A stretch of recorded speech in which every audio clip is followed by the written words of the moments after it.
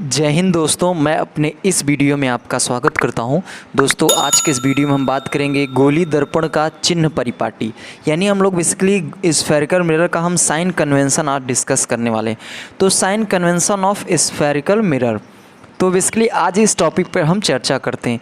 पहले तो हम दोस्तों ये समझते हैं कि जो साइन कन्वेंशन यानी जो चिन्ह परिपाटी है, बेसिकली इसका यूज हम लोग क्यों कर रहे हैं, इसको हमें पढ़ने की आवश्यकता क्यों है। क्योंकि देखिए दोस्तों, हम लोग चिन्ह परिपाटी पढ़ लेने से हमको एक सबसे बड़ा फ़ायदा ये होगा कि जब हम लोग मिरर से रिलेटेड जो भी क्वेश्चन होंगे, जो भी न्यूमेरिकल्स होंगे, जब उनको मैं सॉल्व करूँगा तो उसमें जो वस्तु यानी ध्रुव से जो वस्तु के बीच की दूरी होती है और ध्रुव से जो इमेज की दूरी होती है, डिस्टेंस होता है, उसको हमें प्लस में लेना है कि माइनस में लेना है।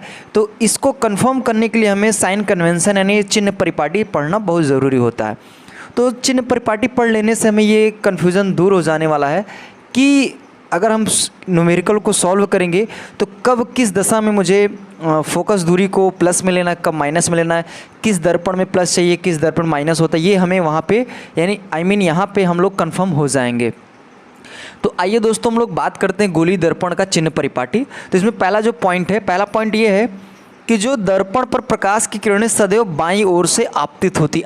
कहने का मतलब ये है कि सपोज दैट अगर मैं बात करूं, ये कोई मान लेता हूं ये स्फेरिकल मिरर है, यानी सपोज दैट ये कॉनकेव मिरर है और इसका जो मिड पॉइंट होता है दोस्तों, इसको मैं पोल कहता हूं, और पोल से हॉरिजॉन्टली जो लाइन क्रॉस करती है उसको मैं दोस्तों प्रिंसिपल एक्सिस करके बोलता हूं, यानी हिंदी में दोस्तों मैं इसको मुख्य अक्ष के नाम से मैं जानता हूं। अब होगा क्या दोस्तों, हम ये जो यहाँ पे पहला पॉइंट बताए हैं कि जो प्रकाश की किरण होती है हमेशा बाएं साइड से। देखिए दोस्तों, इधर का ये राइट साइड है और इधर का ये लेफ़्ट साइड है, तो हमेशा यानी जो इमेज को हम रखते हैं वो हमेशा लेफ़्ट साइड रखा जाएगा और यहाँ से जो प्रकाश की किरणें भेजी जाएंगी वो हमेशा बाएं तरफ से भेजी जाएंगी। तो पहला पॉइंट ये है कि जब प्रकाश की किरणों को भेजना होगा तो वस्तु को हम यानी दर्पण के बाएं साइड रख के ही प्रकाश की किरणों को दर्पण में रिफ्लेक्ट कराएंगे। तो ये मेरा पहला पॉइंट कहने का मतलब था।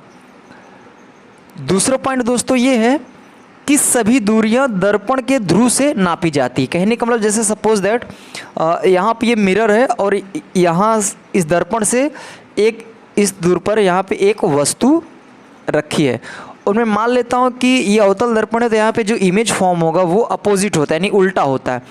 तो ये जो है दोस्तों, ये बेसिकली मैं कह सकता हूँ कि ये प्रतिबिंब है।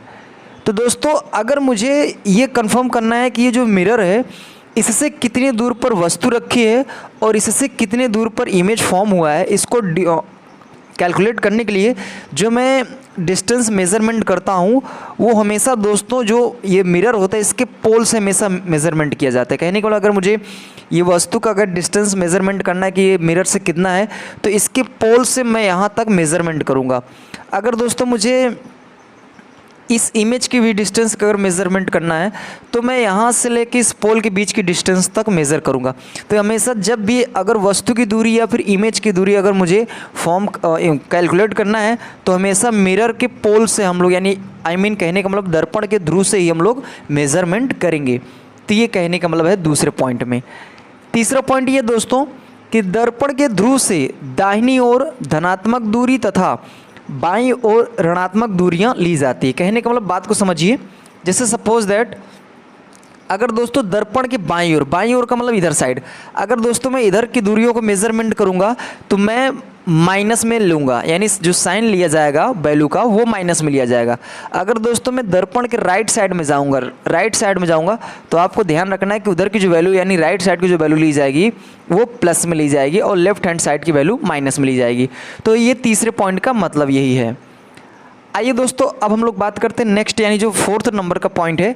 फोर्थ नंबर के पॉइंट पर ये बात करते हैं कि वस्तु तथा प्रतिबिंब की लंबाइयाँ मुख्य अक्ष के ऊपर धनात्मक तथा मुख्य अक्ष के नीचे ऋणात्मक ली जाती। कहने का मतलब समझिए, ये आप इमेज में देख रहे होंगे कि ये जो है ये मुख्य अक्ष है। तो कह रहा है कि मुख्य अक्ष के ऊपर की अगर मैं बात करूंगा, अगर मुख्य अक्ष के ऊपर कोई चीज़ है तो उसको मैं पॉजिटिव में लूँगा, अगर मुख्य अक्ष के नीचे की बात होगी तो इसको मैं निगेटिव में लूँगा। ये कहने का मतलब फोर्थ पॉइंट का था। तो उम्मीद करता हूँ दोस्तों ये चौथा जो चारों पॉइंट है इजीली आपको समझ में आएगा। एक बार मैं रिवाइज करा देता हूँ। पहला पॉइंट ये है कि दर्पण पर प्रकाश की किरणें सदैव बाईं ओर से यानी हमेशा लेफ्ट साइड से डाली जाएगी, या फिर मैं कह सकता हूँ कि जो वस्तु रखी जाएगी इमेज बनाने के लिए वो हमेशा लेफ्ट हैंड में ही रखी जाएगी। और दूसरा पॉइंट ये है दोस्तों कि सभी दूरियां दर्पण के ध्रुव से नापी जाती है, यानी अगर आपको दर्पण से कितनी दूरी पे वस्तु रखी, कितनी दूरी पे इमेज बन रहा है, अगर उसको मेज़रमेंट करना है तो मैं उसके पोल से ही मेज़रमेंट करूँगा। तो ये है दोस्तों दूसरा पॉइंट। तीसरा पॉइंट ये है कि अगर मैं दर्पण के लेफ्ट साइड में अगर दूरियां मेजरमेंट कर रहा हूं तो माइनस में, और राइट साइड में अगर मेजरमेंट कर रहा हूं तो दोस्तों प्लस में ली जाएगी।